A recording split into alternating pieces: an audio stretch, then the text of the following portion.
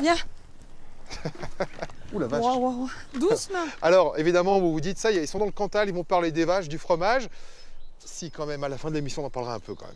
On ira dans mes caves, alors. Oui, parce que c'est pas possible de ne pas parler du salaire ici dans le Cantal. Mais ce que vous allez découvrir dans cette région, eh bien, c'est ce qu'elle produit de mieux, c'est-à-dire les Cantaliens eux-mêmes, une galerie de portraits un peu déjantée. C'est tout de suite, et c'est dans Chronique d'en haut. Tu me préviens s'ils me font dessus, quand même. Cerise. J'ai une petite montée, là, quand même.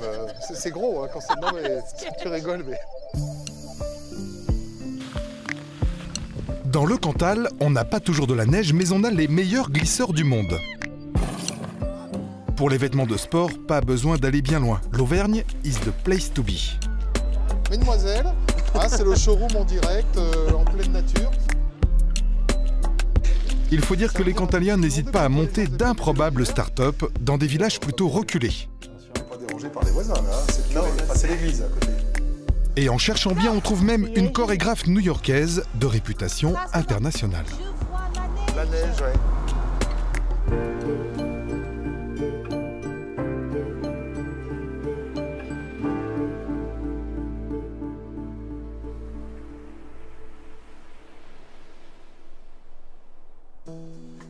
Le Cantal est situé à l'extrême sud-ouest de l'Auvergne. Et c'est en fait le vestige d'un ancien volcan dont le diamètre forme un plateau de 2700 km² à 1000 mètres d'altitude.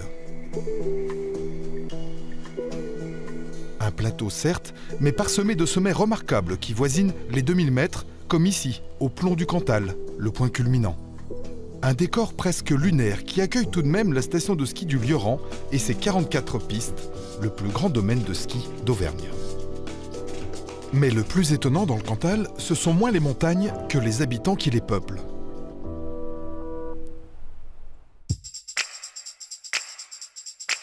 Voici l'histoire de 3 copains d'enfance.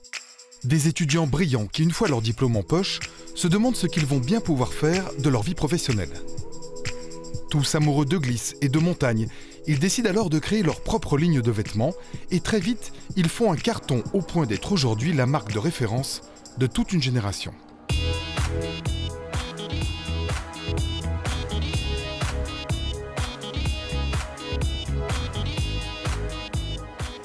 Alors, ils se mettent autour d'une table avec peut-être de quoi manger, une bonne pizza. Ouais. Ils récupèrent tous les vêtements qu'ils adorent.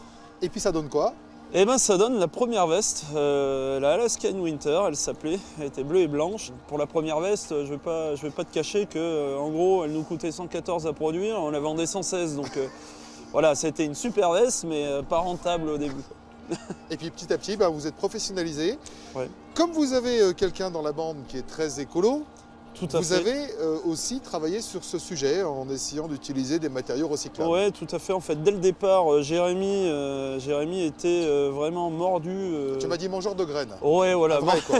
C'était notre mangeur de graines, steak de soja, enfin bon, tout un tas de trucs. Et lui, dès le départ, il nous a dit, les gars, ok, on essaye de créer des produits pour la pratique de nos sports, mais ils seront éco-durables et ils seront développés écologiquement parlant. Aujourd'hui, la bande de copains dirige un véritable empire. Depuis Clermont-Ferrand, la marque auvergnate est présente dans le monde entier. Alors ce qu'il y a de bien dans son job, c'est que quand il travaille, il est accompagné. Mesdemoiselles, hein, c'est le showroom en direct, en pleine nature. Ouais, voilà, donc c'est le genre de vêtements que tu produis. Bonjour Lola. Bonjour. Et Marie. C'est ça. Bon, là maintenant, on est entre nous, personne ne nous écoute, il est sympa comme patron. On n'a pas vu meilleur patron. C'est vrai? Ouais, honnêtement. Il m'a pas Tu payé. dis ça parce qu'il t'a pas payé, mais il va t'embaucher peut-être, on sait jamais. Peut-être, c'est peut-être pour ça. J'aurais promis un billet si elle disait ça. Est-ce que le danger, quand on a créé une entreprise comme ça, qui marche bien, avec un esprit vraiment de potes, de copains, c'est pas de grandir justement et de perdre cet état d'esprit-là? C'est toujours un risque, mais après nous, on a évolué professionnellement, mais dans notre tête, on est resté un peu gamin, content de se voir, se jeter une boule de neige dans la gueule, etc. C'est resté un peu notre truc, mais non, après, on dilue pas notre discours, c'est une marque friendly, on est entre copains et ça doit le rester. D'ailleurs, si on regarde les catalogues, c'est nous qui faisons les mannequins, alors que très franchement, on n'est pas, voilà, on n'est pas exceptionnel. Hein, Mais visiblement, les Clermontois ne sont pas les seuls à faire parler d'eux dans la région. C'est bon.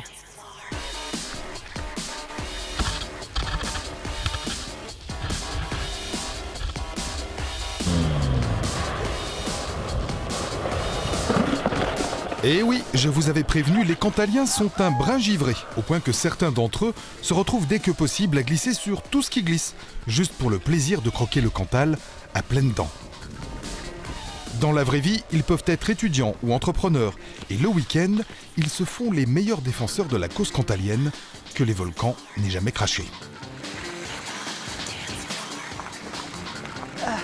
Bonjour, donc je m'appelle Charles, je fais partie de Radco et bienvenue à Saint-Chamand sur notre terrain de jeu. Donc c'est là qu'on fait un peu toutes nos vidéos. Comme vous voyez, il y a un gros toboggan derrière. Donc on a fait un ventre-glisse géant et où on se faisait tracter par la voiture sur ce toboggan et où on se projetait dans le lac à plusieurs dizaines de mètres.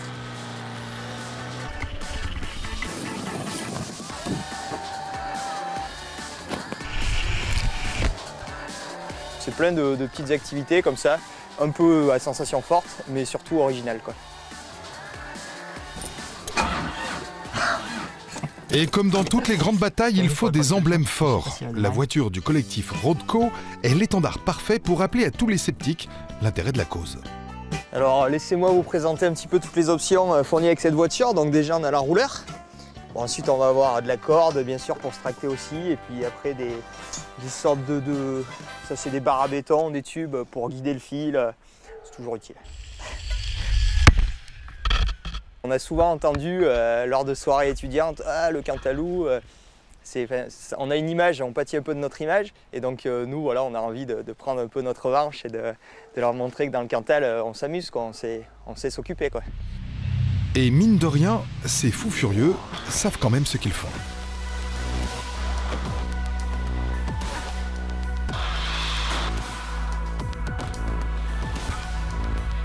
Ça m'apporte beaucoup, c'est une super expérience professionnelle. Ça me permet aussi de me faire un petit réseau quand même parce que je suis rentré en contact avec pas mal de gens grâce à ça. Et actuellement justement j'essaie de monter mon entreprise à Toulouse. Et donc voilà, pour moi je me sers l'expérience Radco comme un peu voilà, un levier pour mes expériences professionnelles futures, quoi. L'une des plus belles rencontres du Cantal, je la dois à la ville d'Aurillac. J'ai rendez-vous dans un lieu à la fois surprenant et historique. Je vous rappelle qu'autrefois Aurillac était connu pour la fabrication des parapluies. On se demande bien pourquoi d'ailleurs. Alors je vous emmène dans une manufacture de parapluies. Aujourd'hui, on y fabrique plutôt de l'excellence, vous allez voir. Incarnée par la chorégraphe new-yorkaise Vendetta Matena, tombée amoureuse du Cantal pendant une tournée en France, la manufacture est devenue grâce à elle un véritable incubateur de talents, voué à former les professeurs de danse comme les danseurs de demain. Bonjour Vendetta. Ah, bonjour Laurent. Quelle magnifique salle, c'est extraordinaire ici. Oui, c'est ma maison. C'est ta maison. Ouais. C'est un endroit, j'ai la possibilité d'exprimer et de parler avec un langage de corps qui est 100% naturel pour moi. Mais toi, tu viens de New York. Oui. Dis donc, c'est loin vu d'ici quand même. C'est un peu loin. La différence, c'est la connexion entre les gens. New York, c'est une cité fabuleuse, ça c'est sûr, mais l'esprit est beaucoup plus fermé dans toutes les grandes villes. Ici, tu as la possibilité d'exprimer, de communiquer et d'enlever cette masque qui est sur le visage et rester toi-même autour des gens autour de vous. Demi-plié, développé. OK, now, tu vois comment j'ai le pied? Maintenant, pliez les jambes, monte l'autre. Je ne bouge pas parce que je sens une résistance. Vendetta est née à Détroit d'une mère danseuse et d'un père jazzman. Elle s'installe à New York dans les années 70 où elle entame sa carrière. Elle découvre la France en 1980 lors d'une tournée, puis elle tombe amoureuse de son mari et du Cantal lors d'une semaine de représentation à Aurillac. J'arrive ici à Aurillac. Et la première chose qui a été touchée, c'est des vaches qui promènent dans la rue, des fermiers qui passent les vaches d'un endroit jusqu'à un autre. Et cet silence, cette calme, j'étais profondément touchée jusqu'à la pointe, j'étais un peu peur parce que dans mon éducation, le calme, c'est quelque chose, c'est pas une vie, le calme. Oui, c'est l'absence de vie. Voilà, Et en exactement. fait, tu t'es rendu compte en restant un peu dans le Cantal que la vie, c'était peut-être aussi Exactement. le calme. C'est le calme. Ouais. Tout ça a changé mon mentalité, mon existence, ma façon de vivre dans un côté extrêmement positif. Bon, je propose qu'on aille se balader un petit peu dans ce Cantal que tu aimes tant. Oui, je veux bien. Et puis tu vas me raconter comment une grande danseuse new-yorkaise est arrivée ici à Aurillac et a appris à aimer cette région. OK.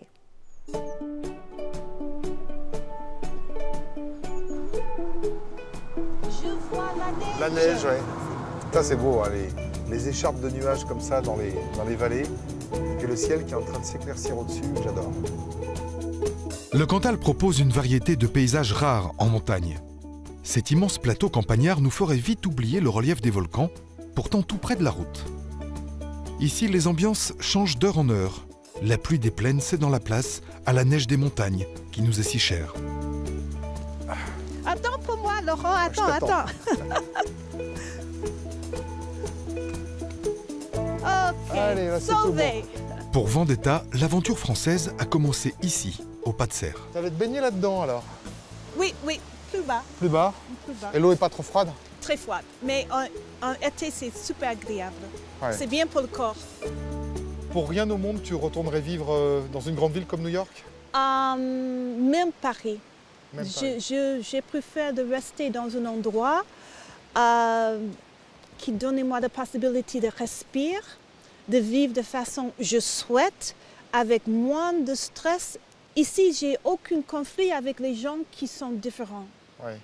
Vraiment, c'est beaucoup plus décontracté, je suis acceptée, même mon accent est accepté, ma façon d'être. Donc tu te sens complètement cantalienne? Ou, je ne sais pas si c'est complètement, mais je n'ai pas envie de vivre ailleurs, ça c'est sûr. En même temps, on est pas mal, hein? Oui. C'est fou comme le Cantal inspire ses habitants. Ils ont tous à cœur de porter leur paysage avec une fierté presque déconcertante. Mais à chaque retour dans le Massif central, je mesure à quel point ils ont raison. Je revis avec eux la même émotion, celle des anciennes légendes où l'action se déroule en hiver, au cœur des montagnes désertes, un peu terrifiantes. Léo a bien compris la poésie qui entoure ces légendes. Il en a même fait un film, un peu givré, lui aussi.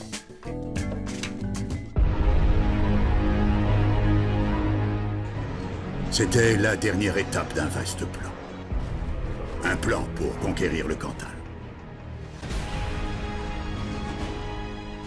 Je ne me cacherai pas pendant que d'autres défendent le Cantal à notre place. Pour le Cantal! Ce qui m'a donné cette idée, l'idée de faire ce film, c'est quand on regarde Le Seigneur des Anneaux ou Le Hobbit de Peter Jackson, ces films qui sont tournés en Nouvelle-Zélande, je me suis dit, mais les paysages de ces films, ils ressemblent comme deux gouttes d'eau à ceux qu'on a ici dans le Cantal. Et donc je me suis dit, mais pourquoi pas en faire justement cette idée d'adaptation? Et donc ça plaît aux gens aussi, tous ces paysages. Au-delà des montagnes du Cantal, non loin des sombres monts du Puy-de-Dôme. Le remake cantalou de la célèbre trilogie du Hobbit est entièrement réalisé avec des figurants locaux. Ne s'achève pas ici. Mais le plus fou, c'est que Léo a réussi à convaincre les voix françaises originales du film de Peter Jackson de doubler sa propre version auvergnate. Ils ont trouvé ça rigolo, le fait de doubler un truc sérieux, Le Seigneur des Anneaux et Le Hobbit, et puis de justement participer à son adaptation, version Cantal, version française. Enfin, ça leur a plu, quoi. Du Cantal. Qu'est-ce que du Cantal? Mon précieux. Ma découverte des givrés du Cantal se poursuit à Yolet, village quasi improbable, à 20 minutes d'Aurillac.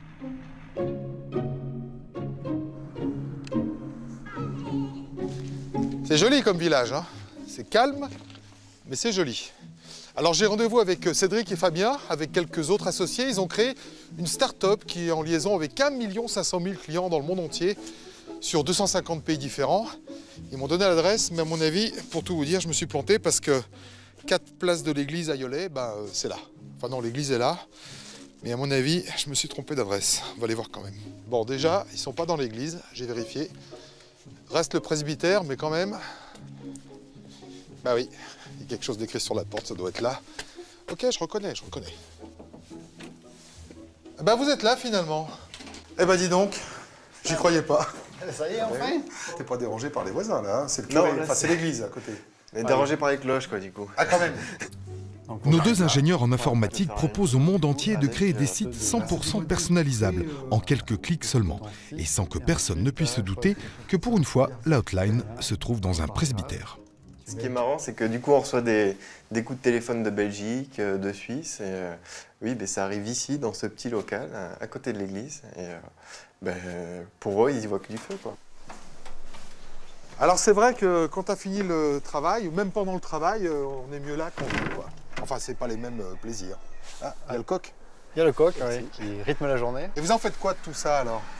Et là, c'est pour se ressourcer, après avoir passé un peu trop de temps devant l'ordinateur. Tu m'étonnes. On vient regarder le paysage, la vallée de la Serre. Et puis on voit la neige, hein, là-bas. Et ouais. Voilà, on voit la neige tout là-haut et on t'invite à aller au Rocher des Pendus qu'on devine tout au fond. Eh ben allez, on y va comment? À découvrir ça. En vélo, ça te dit? Oui. On est sportif dans le Cantal, allez, on y va. Non, ce qui est bien, c'est que ça n'a pas l'air loin, c'est juste à 15 km. De monter en plus, non? Ça veut dire quoi, qu'on se faisait dépouiller? Bon d'accord, je râle comme ça, mais après quelques coups de pédale avec nos jeunes entrepreneurs, je comprends vite pourquoi ils n'ont pas installé leur siège dans une grande ville. C'est incroyable parce que tout à l'heure, c'était presque le printemps au soleil, et puis là, on est en hiver. Et c'est que le début. On est à quelle altitude, là? 1000 mètres à peu près, là? Ouais, ça serait plutôt au-dessus de 1000 mètres, oui. Ouais, on le sent bien sur les mains, tu sais. Je me demandais pourquoi les gens faisaient pas du vélo l'hiver. Et ben maintenant, je sais. Bon, toi, t'es cantalien d'origine. Ouais, je suis d'origine, d'à côté d'Aurillac. Donc ça n'a pas été trop difficile pour toi de revenir dans une région qui t'a vu naître? Ah non, même j'étais ravi d'y retourner, après être passé par Toulouse, l'Irlande. Quand j'ai voulu fonder une famille, je me suis dit que c'était l'endroit rêvé pour élever des enfants. Mais il n'y a pas un moment où dans votre vie, vous vous êtes dit « je vais être obligé de faire un choix pour développer ma start-up, je vais être obligé d'aller dans une métropole ». Et pour l'instant, on peut travailler depuis le Cantal, donc on peut allier notre entreprise, le numérique et les grands airs, les grands espaces. Donc, Et si vous grandissez, le presbytère, il n'est pas bien grand quand même. Hein. Ah, il y a un étage. Il y a un étage, ah, c'est bon.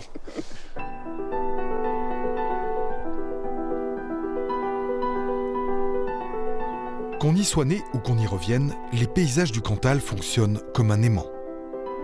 Ils font l'objet de clichés ou de cartes postales que l'on affiche fièrement partout où l'on passe, comme la marque d'une généalogie forte. Un homme venu d'ailleurs les photographie depuis toujours.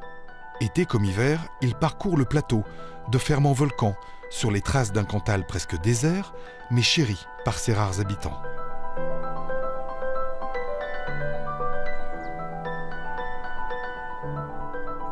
Qu'est-ce qui t'a décidé alors à venir ici, dans ce département? Eh bien, en fait, il existait avant dans les bureaux de poste tous les annuaires, c'était assez marrant là. Et j'avais regardé les plus petits, donc il y avait la Creuse, la Lozère et le Cantal faisait partie des plus petits. Et je me suis dit, s'il n'y a pas beaucoup d'habitants, c'est qu'il y a quelque chose à faire et que ça doit être merveilleux. Et ça m'attirait. Alors, je ne dis pas que c'est un désert, hein, mais le fait que ça soit peu peuplé m'attirait. Et très vite, Pierre s'intéresse aux Cantaliens eux-mêmes. Sur une terre qui voit naître chaque année 3 vaches par habitant, c'est vers les agriculteurs que son objectif se tourne d'abord. Ces paysans qui élèvent avec fierté les fameuses salaires, ces hommes et ces femmes qui vivent chaque jour le Cantal au plus près de ses réalités. Est-ce que tu peux définir le caractère du Cantalien? Alors, le caractère du Cantalien, je pense que c'est fondamentalement un agriculteur. Ils viennent tous du monde agricole.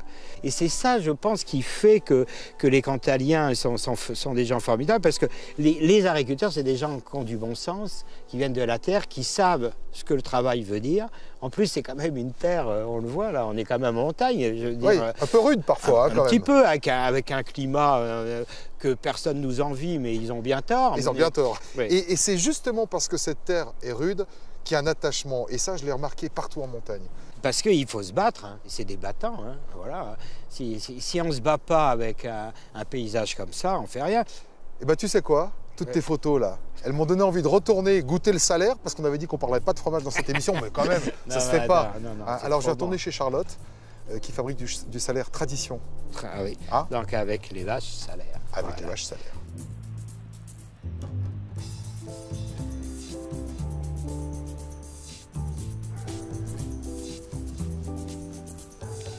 Je vous l'ai dit en début d'émission, pas question de quitter l'Auvergne et plus précisément le Cantal sans parler d'une des grandes traditions de cette région, le fromage salaire. Et celui que fabrique Charlotte dans cette cave, pas très loin de Cussac, est tellement bon qu'on le retrouve sur toutes les tables des chefs étoilés à Paris. À 30 ans, Charlotte a repris la ferme familiale. Elle fait partie des 5 exploitations du Cantal qui fabriquent le fromage salaire tradition, labellisé dans les règles de l'art. Salut! Alors ça y est, j'ai rencontré plein de Cantaliens ou de Cantalous. Michel, bonjour. Bonjour. Bon, alors ça y est, tu vas me montrer tes fromages? Ouais, on va au cave. Vous êtes content, vous, que la relève soit assurée? Oui, oui. Ça y est, c'est fait? C'est en train de se faire. Ouais. Ouais. Elle travaille bien? Oui, oui, de ce côté-là.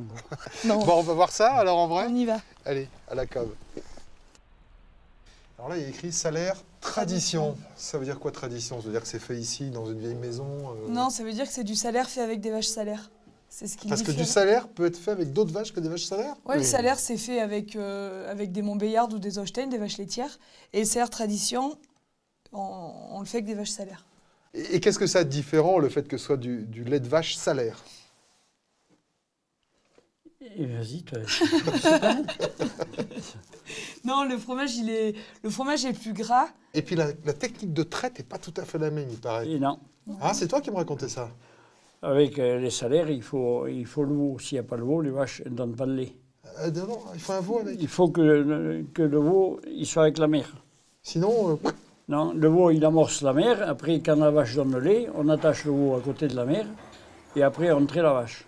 En goûtant le salaire de Michel et Charlotte, je vais maintenant savoir pourquoi ils finissent sur la table de nos grands chefs parisiens. Et là, on peut le goûter. Celui-là, il est gras, je pense. C'est bon, ça. Oui. Mais c'est doux, hein, comme goût. Oui, oui. C'est fruité. T'as raison, on sent la présence du veau pendant la traite. Et il faut les retourner, les meules non? Si on les frotte, on les retourne 2 fois par semaine. 2 fois par semaine. 2 fois par semaine, Ouais. tu tapes tous les fromages à 40 kilos, là. Ouais. Fais voir. Je peux? Oui, On oui. le remettra d'aplomb. Hein. Bon, mais tu peux y aller. Bah, je peux y aller. Amuse-toi. Il est collé, vous l'avez collé, c'est une blague. Non, mais elle est pas collée. Oui, mais enfin, c'est super lourd quand même. Mais non, quand même, mais moi j'y arrive. On dirait une enclume. Et après, Mais tu y arrives, mais t'as le coup de main, t'as le métier, t'as... Et vous entendez le bruit que ça fait sur la planche. ouais, vas-y, comme ça, tourne, encore. Pose-le là. La retire vers toi. Et c'est pas bien là? Ah non, pas comme ça. Il faut pas laisser le doigt dessous. Tu poses pas les doigts dessous, et voilà. Merci à tous les deux pour votre accueil. L'émission est terminée. On peut se retrouver, comme d'habitude, sur les réseaux sociaux pour discuter ensemble. Et puis, rendez-vous sur TV5 Monde pour la rediffusion. À la semaine prochaine. Excellente semaine à tous. On l'a fini, la meule? Non, peut-être pas, quand même. Vous l'avez pas goûté, vous autres? Non, mais on s'en fout, il travaille. Hein.